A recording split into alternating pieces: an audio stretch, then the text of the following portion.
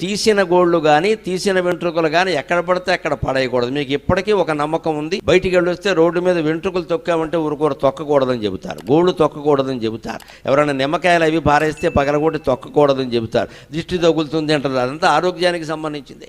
మన గోరు పెరుగుతుందిగా, రోజు జీవం లేకపోతే పెరగదుగా. వెంట్రుకలు పెరుగుతున్నాయిగా, జీవం లేకపోతే పెరగవుగా. అంచేది గోళ్లల్లో వెంట్రుకల్లో జీవశక్తి ఉంది. ఎంతవరకు ఉంటుంది?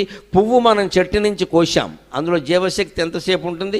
కనీసం 1 గంట 2 గంటలు దేవుడి దగ్గర పెట్టినా ఆ పువ్వు కళకాంతుతో ఉంటుంది, తర్వాత వాడిపోతుంది. అంటే ఆ 2 గంటలు చెట్టు నుంచి తెచ్చుకున్న జీవశక్తితో ఉంటుంది కదా.